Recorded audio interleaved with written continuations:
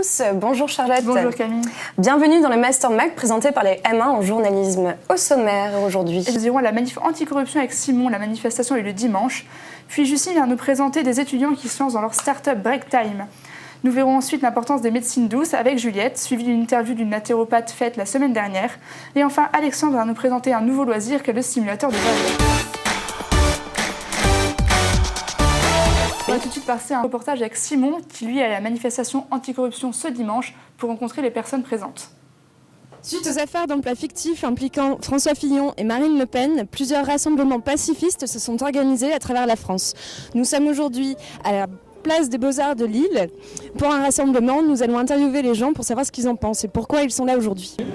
Et aux candidats et candidates à la présidentielle de son... C'est aussi la passivité qui fait la possibilité de celles et ceux à qui on confie des responsabilités sans contrôle de faire ce qu'ils veulent. L'idée, c'est vraiment de dire, il y a des gens qui détournent de l'argent public, qui utilisent leurs fonctions à des fins personnelles, ça c'est pas normal, et ces gens-là ne devraient pas pouvoir être élus, tout simplement. On encourage la corruption à tous les niveaux. C'est-à-dire autant on voit donc nos élites, les politiques, y compris des candidats à la présidentielle, on voit des joueurs de foot qui sont pris dans des scandales financiers et aujourd'hui en fait quelqu'un qui veut s'en sortir, il est pratiquement obligé de tricher. Je pense aux artisans. On leur taxe automatiquement un surplus sur leurs impôts sur les sociétés parce qu'on considère que de toute façon ils sont obligés de faire du black. Donc le système en fait est ce qu'on pourrait dire criminogène. C'est le système qu'il faut changer. Parce qu'on les laisse faire. Et ça les gens, peut-être ça ne rendent pas compte. Nous tous, on les laisse faire. Nous travaillons contre cette République cinquième qui nous ment, qui est sournoise, qui n'est même pas capable de protéger le peuple français, qui laisse par exemple être candidat à des gens qui ont volé, qui ont trahi la France, qui ont volé le peuple qui vit en France. Voilà, comme M. Fillon, comme Mme Le Pen, qui vont sans doute se présenter, comme M. Macron même également. Quel serait le candidat qui serait la meilleure alternative justement pour nos présidentielles ? Je sais pas, en fait c'est simplement un candidat qui ne soit pas empêtré dans des affaires et qui soit droit dans ses baskets et qui puisse représenter vraiment les gens et proposer une vraie alternative. Je pense que c'est ça que les gens ont besoin et envie. Est-ce que vous pensez que ça existe encore aujourd'hui en politique ? On peut toujours rêver. On s'enferme dans un débat qui est limité à vive l'ultralibéralisme de Emmanuel Macron ou de François Fillon ou d'autres, ou alors sinon le chantage c'est vous aurez Marine Le Pen. Ça c'est le chantage qu'on exerce sur le peuple. Il est temps de changer la politique et d'unir en fait les gens qui sont anti-ultralibérales et qui veulent une société humaniste et de les faire discuter ensemble parce qu'ils disent souvent la même chose mais avec des mots différents. Plein d'associations tout près de chez vous qui font évoluer les choses et on n'est pas anesthésié parce qu'il y a en ce moment un coup d'état citoyen. Vous voudriez un terme à la 5e République ? Oui. Et vous pensez qu'une nouvelle République apporterait des solutions qui diffèrent des politiques qu'on a aujourd'hui en face de nous ? Pouvoir au peuple, voilà ce que je répondrai. La République, non. Il n'y a pas d'étiquette, il demanderait à ses habitants, viens votez. Vous votez pour qui ? Moi je donne ma signature. Voilà, je ne vous dis pas de tuer des flics, mais simplement porter à la représentation des citoyens. Donc si vous n'êtes pas dans le système, vous ne bénéficierez pas d'argent public. Donc il y a un problème pour les partis qui veulent émerger, qui sont justement anti-système, parce que eux, on ne les voit pas dans les médias, on n'en parle pas, et donc ils n'ont pas de financement, donc ils sont obligés de lever des fonds, c'est beaucoup plus d'efforts. Et enfin aussi les médias. Il y a un problème avec les médias qui a perdu sa souveraineté, parce que la plupart des médias appartiennent à des grands groupes, comme Bouygues, Dassault, Bolloré, voilà. Donc il faut rétablir l'indépendance des médias pour pouvoir rétablir la justice et l'égalité politique. Projet pour la suite et tout ça par rapport à Fémou. Alors que si elle avait gagné dans ce but, on aurait peut-être été vus comme des héros. Aux actuels et aux futurs élus députés et aux candidats et candidates à la présidentielle de s'engager sur... Nous accueillons donc aujourd'hui Simon sur le plateau. Vous avez réalisé ce reportage. Bonjour Simon. Bonjour. Oui, j'ai réalisé ce reportage avec vous d'ailleurs, qu'on a vu à la télé à l'instant. Il n'y avait pas l'air d'avoir énormément de monde pour une manifestation. Qu'en est-il ? Non, c'est vrai qu'il n'y avait pas énormément de monde. Il y avait peut-être moins de 100 personnes, on va dire. Mais en même temps, c'est parce qu'il y avait aussi une manifestation vers la citadelle qui a accueilli jusqu'à plus de 400 personnes à peu près. Quelle était cette manifestation ? C'était donc c'était contre la corruption des élus. Tout le corps politique, que ce soit la gauche comme la droite, tous les extrêmes ou même le centre. Donc voilà. Ça semblait une manifestation plutôt pacifiste. Oui. Est-ce qu'il y avait un mot d'ordre en particulier ? En fait, le principe, c'était tout le monde était à peu près en rond et tout le monde se passait un micro comme ça pour vraiment donner son opinion. Ils n'étaient pas là forcément pour contraindre les gens à ne pas aller voter ou quoi, mais vraiment, c'était une prise de conscience sociale. On a vu dans le reportage d'ailleurs qu'ils parlaient d'associations. Du coup, ils appelaient vraiment la foule à prendre action socialement au lieu de s'évertuer contre les politiques. Voilà, tout à fait. Et quelles sont justement ces prises d'action ? Est-ce que vous avez rencontré des gens qui vous ont donné des exemples ? Oui, comme Cathy Cross, De Cross, qu'on voit dans le reportage. Elle a créé avec son mari une pièce de théâtre et elle va jouer un peu partout dans l'île. Donc, par exemple, à la place de Oisem, à la Grand Place, à République, à la gare, à la place du Guetteur et aussi en face de la Voie du Nord, parce qu'ils veulent s'insurger contre la Voie du Nord. Enfin, voilà. Pourquoi ils veulent s'insurger contre la Voie du Nord ? Mais de quoi parle cette pièce de théâtre, surtout ? C'est contre les politiques ? Non, c'est un mouvement social. C'est un mouvement social, voilà, c'est ça, exactement. C'est vraiment encore comme une prise de conscience. Tout ça dans le pacifisme en fait, de la manifestation. Exactement. C'est une continuité des choses. Oui. D'accord. Merci Simon. Mais de rien. Tout de suite, on va aller voir 2 étudiants qui ont monté leur propre entreprise Break Time. Dans le Concept 43, Justine les a rencontrés. Concept 43 est une sorte de pépinière. Plus d'une vingtaine de petites entreprises y sont implantées car les charges y sont plus faibles. Créé par Florence Ritscheuer, le concept abrite des boutiques, des salles de sport ou encore de la restauration. Chaque entreprise mène son activité comme elle le souhaite, mais de façon éco-participative. Gabriel et Nicolas font partie des chefs d'entreprise qui ont voulu lancer leur projet Break Time. Le Concept 43 propose plusieurs activités en un seul lieu pour justement rendre ce lieu attractif. L'idée, c'est vraiment de travailler ensemble et en fait de générer des clients ensemble aussi. La société Break Time, c'est une société de livraison de petits déjeuners à domicile. Donc on fait ça pour les particuliers le week-end et les entreprises la semaine. Et le midi, on propose des menus également de midi à 14h. Les professionnels la semaine, donc c'est de 8h à 10h30 pour les petits déjeuners. Le week-end, on propose également aux particuliers donc des petits déjeuners de 8h à 10h30 et ensuite des brunchs de 11h30 à 14h. Ils ont ouvert en janvier, mais comment le projet est-il né ? L'idée, elle est venue un dimanche matin. Je le répète à chaque fois, mais c'est marrant. Mais je voulais manger des viennoiseries chaudes et encore croustillantes, sauf qu'il faisait moche, il faisait froid. Et j'avais pas forcément l'envie d'aller jusqu'à la boulangerie. Et au fur et à mesure, on s'est rendu compte que le service de livraison de viennoiseries existait déjà sur la métropole. Donc on s'est dit pourquoi pas proposer un petit déjeuner, un service de livraison de petit déjeuner complet pour les particuliers et les entreprises. Et donc de là est né le projet Break Time. Gabriel et Nicolas ne s'occupent pas que des livraisons. Dès 5h du matin, on les retrouve en cuisine. Ils préparent les commandes du matin et du midi. Donc on propose un petit déjeuner familial où là il y aura viennoiserie, jus, verrine, yaourt pour le prendre en famille en fait. Ensuite on a un deuxième petit déjeuner où là on aura le petit déjeuner complet traditionnel de base. Et ensuite un troisième petit déjeuner healthy, donc plus santé, mise en forme. Je suis en train de faire un coulis de mangue. Donc on fait tout simplement revenir les mangues dans une casserole et puis après on ajoute du sucre et de l'eau.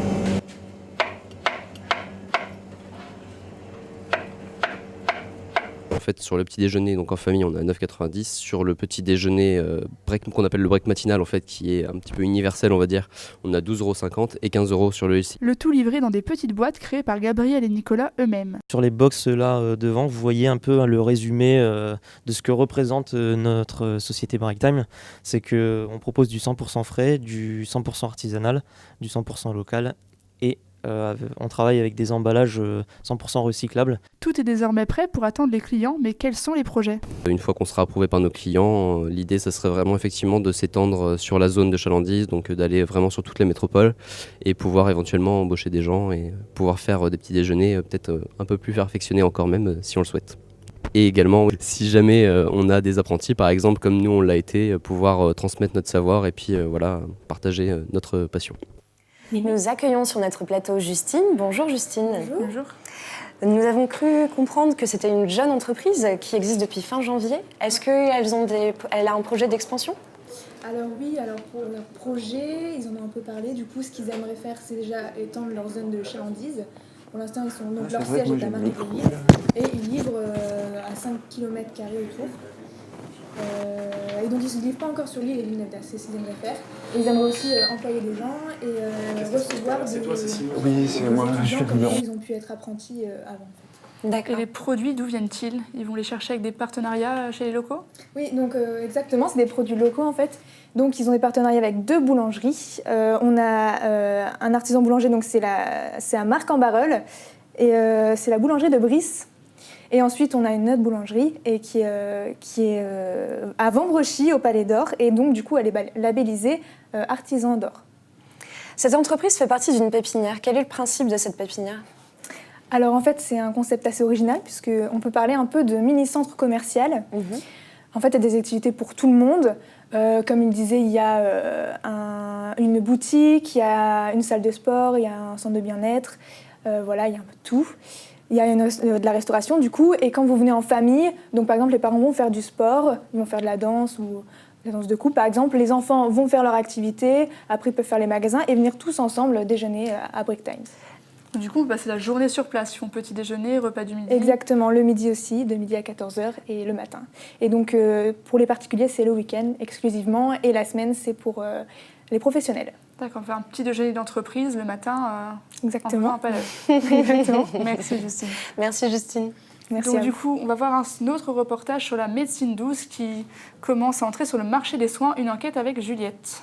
Les médecines douces font de plus en plus d'adeptes. Depuis 2 ans, la fréquentation des cabinets de ces médecines alternatives a augmenté de 155%. Et bien souvent, elles se posent comme une alternative à la médecine traditionnelle. Je pense que les médecines douces sont une bonne alternative. Peut-être dans nos sociétés ne vont-elles pas la remplacer aussi, la médecine traditionnelle ? Mais est-ce qu'on peut ici, à un moment donné, éviter les cachets, toute cette pharmacopée en fait imposante de nos sociétés pour arriver à des médecines qui laissent parler en fait l'être humain et puis tout ce qui est naturel. Les médecines douces sont une manière de soigner par des pratiques thérapeutiques différentes comme la sophrologie ou par des médicaments qui se veulent naturels et que l'on trouve en pharmacie. Alors la sophrologie est apparue dans les années 60, même en 1960. C'est le professeur Alfonso Caicedo qui l'a inventé. Il était psychiatre donc d'Amérique latine. Et il avait eu cette idée de faire intervenir en fait le mental pour la guérison de ses patients. Donc il est allé un peu partout dans le monde. Il est allé en Asie, en Inde. Et il est allé se former au zazen, au yoga, à la méditation. Et il en a fait une mixture de tout ça pour créer la sophrologie. Alors évidemment, ça va être un ensemble. On aura la nutrition, donc l'alimentation un peu, on va dire, simple et saine. On va privilégier les légumes, comment on appelle ça, les légumineuses par exemple. On va faire attention à toutes les matières grasses, le sucre, enfin tous ces aliments qui parfois bloquent notre organisme. Nous on travaille avec l'homéopathie qui fait partie d'une des médecines douces. Ensuite on a l'aromathérapie aussi et l'apithérapie. L'apithérapie c'est un peu la gelée royale. Pour autant, ces méthodes ne peuvent pas se substituer à la médecine traditionnelle. Elles s'utilisent souvent en complément des prescriptions données par les médecins. Bon, par exemple, si je délivre des antibiotiques, je vais leur délivrer des probiotiques parce que forcément les antibiotiques ça décape, ça fait pas la différence entre les bons et les mauvais microbes. Donc on va proposer du Restore ou de l'ultra-levure. Est-ce que la médecine douce peut être une aide à la médecine classique, peut-être pour soigner des choses que la médecine même ne pourrait pas soigner, mais en soi, je pense que c'est juste une aide, un support supplémentaire sans pour autant que ce soit de la médecine. Moi j'ai un avis, pour moi c'est pas vraiment de la médecine. Je pense que on se base plus sur le psychisme, on va dire, du patient qu'on va être amené à traiter. Ses croyances, son niveau intellectuel. Je suis d'origine camerounaise, donc en Afrique, je sais que la médecine douce, comme vous dites, ou sorcellerie, ça existe et les gens y croient. Moi, je n'y crois pas du tout. La plupart des médecines douces ne sont pas reconnues en France. On considère souvent qu'elles ont un effet placebo et agissent sur le psychique plus que sur le physique. Si les avis divergent, le choix reste celui du patient. Juliette est avec nous aujourd'hui pour nous en dire plus. Bonjour Juliette. Bonjour. Quant à ces médecines douces, sont-elles vraiment utilisées? Est-ce que vous avez un pourcentage Eh bien, de cette effectivement, utilisation? entre 20 à 50% de la population européenne utiliserait les médecines douces. Est-ce qu'on peut les utiliser, faut les utiliser en complément, on peut les utiliser toutes seules, par exemple pour soigner des maladies? Alors ça dépend un peu de la maladie du patient, puisque comme vous vous en doutez, on ne va pas guérir un rhume de la même manière qu'un cancer. C'est pour ça que Van Helt et donc dans le reportage explique qu'ils utilisent généralement la médecine douce en complément. D'accord. Et au niveau de la sécurité sociale, est-ce que ces médicaments sont remboursés? Alors, très peu remboursés en fait, parce qu'il y a encore un manque de reconnaissance pour ces médecines douces. Peut-être que les plus reconnues sont l'homéopathie, l'ostéopathie ou encore l'acupuncture, mais comme elles sont considérées encore comme toujours comme des médecines non conventionnelles, c'est encore un sujet c'est encore un peu compliqué aujourd'hui. Merci beaucoup Juliette. En complément de votre reportage, on va voir une interview qui a été réalisée la semaine dernière avec une naturopathe, Corinne Péquet. Bonjour à tous, bonjour Charlotte. Bonjour Julia. Aujourd'hui nous recevons Corinne Péquet, naturopathe. Bonjour Corinne. Bonjour. Alors Corinne, qu'est-ce que c'est que la naturopathie ? Donc la naturopathie, c'est un ensemble de méthodes qui servent donc à préserver ou à optimiser la santé globale de l'individu. Donc voilà, on va augmenter sa force vitale pour stimuler les mécanismes d'auto-guérison. Voilà. Et pour cela, on utilise donc 10 méthodes. Donc sont la nutrition, donc voilà, donc en tenant compte de la qualité, du mode de cuisson, donc tout ce qui est la psychologie aussi, la gestion des émotions parce que c'est important, et l'activité physique, ça c'est les 3 principales. Ensuite il y a l'hydrothérapie, les différents bains, il y a aussi donc les massages, la réflexologie, l'aromathérapie, les huiles essentielles, la phytothérapie, donc les plantes, aussi la gémothérapie, donc là on va utiliser donc les bourgeons, voilà, et aussi donc tout ce qui est donc la respiration, donc par exemple le bol d'air Jacquier, voilà, et puis aussi on peut utiliser les pierres aussi, voilà. D'accord, donc quelle a été votre formation pour devenir naturopathe? Donc moi, habitant sur la métropole lilloise, donc je me suis formée donc à l'Institut Euronature qui était basé à l'époque donc à Villeneuve-d'Ascq. Donc une formation qui a duré 1 an et on avait cours donc du lundi au vendredi. Et quels étaient les différents cours que vous aviez du coup durant cette formation? Alors donc les différents cours, donc pour moi les plus importants qui étaient la physiologie, donc on a passé énormément de temps à apprendre la physiologie, c'est très important. Donc l'hygiène vitale, donc l'aromathérapie, les huiles essentielles, l'exercice physique, les massages, la réflexologie, l'iridologie, qui est un outil empirique aussi pour aider aussi. Voilà, et puis les biothérapies aussi. Voilà. Et la naturopathie, donc on l'assimile souvent au massage, au bien-être, etc. Mais c'est aussi une grande part d'alimentation.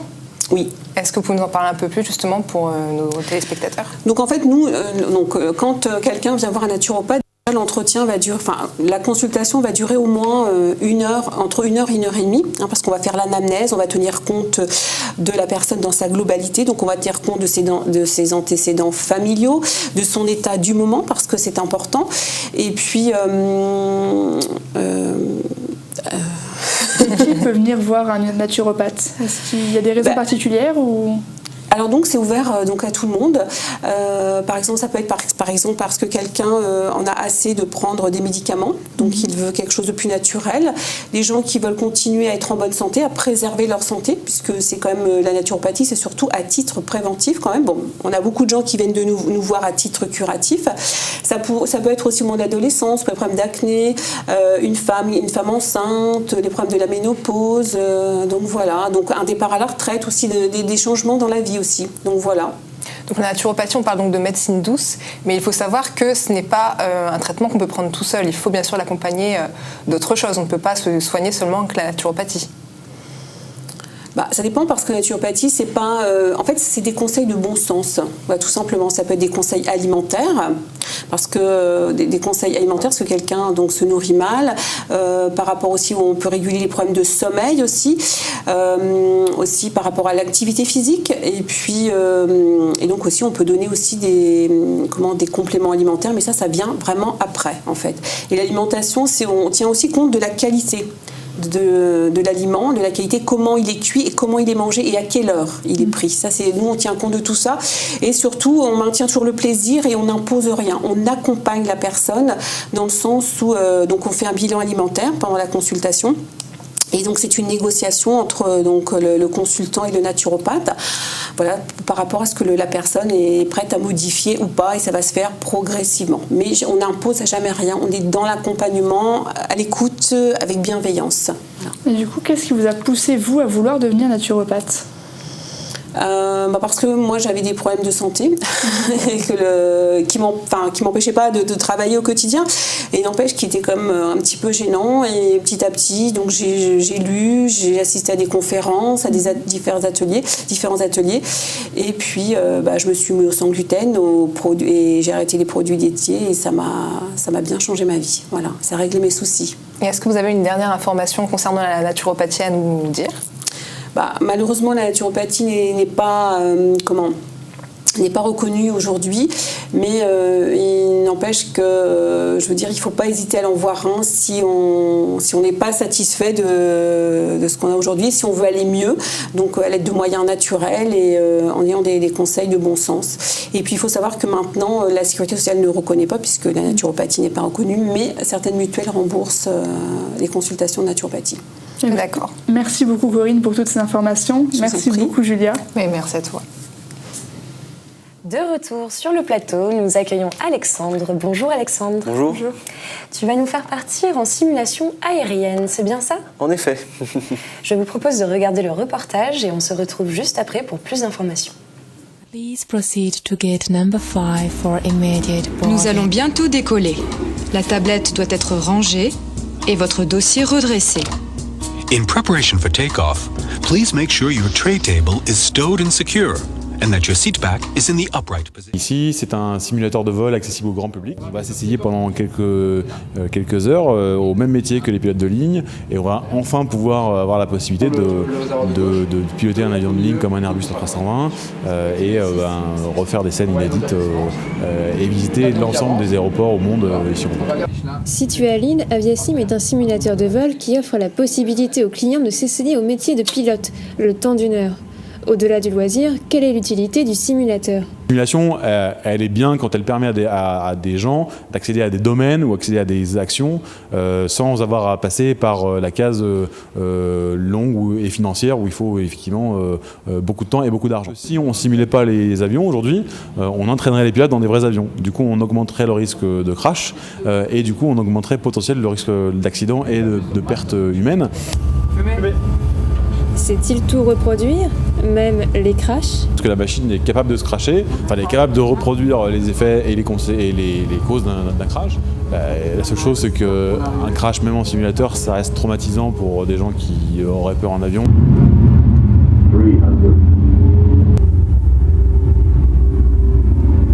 Mais alors, on pourrait se demander si finalement, simuler, ça ne serait pas remplacer le réel ? Simuler, c'est une chose en plus, c'est-à-dire qu'on ne peut pas imaginer l'aviation sans simulation, parce que sinon on aurait des avions qui seraient beaucoup insures ou des vols qui seraient beaucoup plus chers parce que il faudrait beaucoup plus d'heures dans des vrais avions pour former des pilotes. Donc finalement, l'aviation, enfin dans l'aviation en tout cas, la simulation, elle vient ni remplacer ni en concurrence, elle vient juste s'imbriguer dans un système qui permet aux gens d'être mieux formés et d'acquérir des connaissances sans dépenser des millions d'euros. D'accord. Donc là, on a incliné 10 degrés, 20 degrés, 30 degrés. Après, tu peux mettre la main à l'intérieur du mob, tirer légèrement. Qu'en est-il de la réalité virtuelle ? Amis ou au contraire ennemis ? La réalité virtuelle, c'est effectivement une immersion qui est beaucoup plus intéressante et impressionnante, sauf qu'un cockpit, c'est réel. On n'a pour l'instant pas encore trouvé la solution pour mixer à la fois de la réalité virtuelle dans un environnement virtuel et le fait d'avoir un contact physique avec un bouton. Et comme vous avez pu le voir, dans un Airbus, il y a beaucoup de boutons avec beaucoup d'endroits différents, etc. Et repérer ça dans de la réalité virtuelle, ça serait presque un cauchemar. Et on se retrouve sur le plateau avec Alexandre. Vous êtes allé donc tester ce simulateur de vol. Est-ce que tout le monde peut s'y essayer ? Oui, mais ça s'adresse quand même à un public plutôt aisé. On a remarqué que c'est plutôt des jeunes hommes de 18 à 35 ans et un peu de pilotes professionnels qui veulent éventuellement se perfectionner. Et du coup... Et au niveau des tarifs, combien ça coûte en fait? Bah écoutez, ça se présente en plusieurs packs en fait. Donc il y a le pack découvert, donc c'est 40 minutes de vol, 20 minutes de briefing, etc. avec un pilote instructeur sur un simulateur de l'A320 du coup. Et c'est pour 99 €. Ensuite c'est un pack sensation. Bon là, il faut déjà être un peu plus initié. Donc là, c'est vraiment 70 minutes de vol, donc 1h10. Et un pack vraiment expert, donc là, c'est vraiment au top du top, 249 € avec 2 heures de vol. Et du coup, est-ce qu'il existe d'autres offres moins traditionnelles que le simulateur? Oui, donc il y a aussi un autre concept, les stages anti-stress pour traiter des phobies de l'avion. Donc si vous avez peur de partir en vacances, franchement, c'est vraiment... ça paraît classique, mais c'est plutôt novateur dans le principe. Et du coup, il n'y a pas de session collective, c'est vraiment individuel en fait. C'est vraiment un programme sur mesure. Donc c'est un programme qui dure en tout à peu près 6 heures. Et quels intervenants interviennent dans ce programme-là? C'est aussi un instructeur? Oui, il y a un instructeur aussi qui est entre guillemets dépêché sur place. Et du coup, il y a une discussion qui se met en place, puis des phases pratiques successives. Et sur les images, on voit quand même que c'est assez réel. Est-ce qu'on s'y croit vraiment? Bah déjà de l'extérieur, il n'y a rien qui présage du simulateur. Et puis niveau graphisme, je peux vous le dire, c'est pas folichon. C'est pas aussi bien que sur l'image. Non, exactement. Mais avec les commandes, etc., on sent quand même que c'est pas mal. Il y a un simulateur de secousse? Non. Là pour le coup, non. C'est dommage. Mais on a vu dans le reportage qu'on peut faire un crash si jamais on réussit pas à... Ouais, mais c'est pas vraiment le principe de la maison, comme on dit. Hein, le principe, c'est de voler. Voilà, exactement. Ce serait pas si intéressant que ça. Donc pour les graphismes, vous avez été un peu déçus. Oui, et puis j'ai envie de dire que c'est un petit peu en mode Mega Drive, hein, #Melissa. Et c'est un peu aussi Microsoft Flight Simulator version 98, j'ai envie de dire. D'accord, merci beaucoup Alexandre. Merci pour le reportage. C'est la fin de ce Master Mag. Merci Camille. Merci Charlotte. On se retrouve dès la semaine prochaine pour un nouveau numéro. Merci. À la semaine prochaine.